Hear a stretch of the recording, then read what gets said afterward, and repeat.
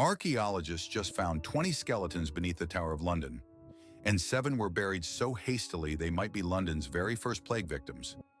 The Tower of London has stood for nearly 1,000 years as England's most notorious fortress. Executions, torture, imprisonment. Its walls have witnessed centuries of human suffering. But this spring, archaeologists made a discovery that reveals an even darker chapter. For the first time in 30 years, they were allowed to dig deep beneath the chapel of St. Peter at Vincula. What they found 10 feet underground changed everything we thought we knew about the Black Death's arrival in London. The excavation team uncovered 20 medieval skeletons dating back to the 14th century. But 7 of these bodies were different.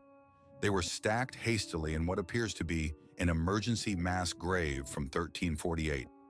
Alfred Hawkins, the curator who led the dig, said these burials appeared rushed, completely unlike the careful, individual graves typical of that era. The timing is crucial. 1348 was the year the Black Death first struck London with devastating force. This plague didn't just kill people, it obliterated entire communities. In medieval London, the mortality rate in 1349 was 17 times higher than normal years. That translates to a death rate of 51%. Imagine losing half your neighbors, half your family, half your city in a single year. The bodies found at the tower weren't buried in London's designated plague grounds. They were interred right beneath the chapel floor, suggesting these might be some of the very first victims, before authorities even understood what they were dealing with. Dr. Katie Fallis from Cardiff University is now conducting DNA testing on bone fragments from the mass grave. If her team finds traces of Yersinia pestis bacteria, it would confirm these are indeed plague victims. The bacteria can survive in bones for centuries, creating a biological time capsule of medieval horror. But the dig revealed something even more disturbing. Some individuals were buried in coffins, an expensive, high-status practice for the 14th century. This suggests the plague didn't discriminate. Rich or poor, noble or commoner, the Black Death consumed them all.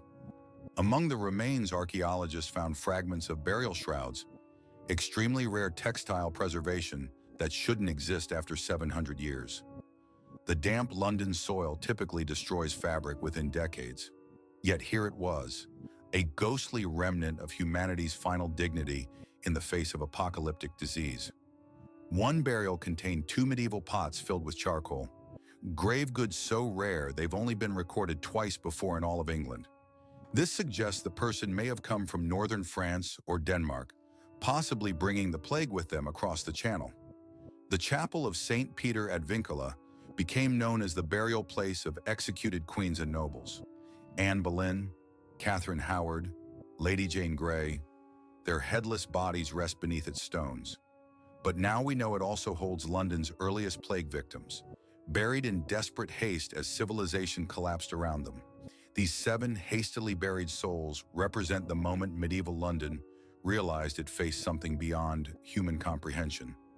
No time for proper ceremonies, no time for individual graves. Just stack the bodies and pray the nightmare would end.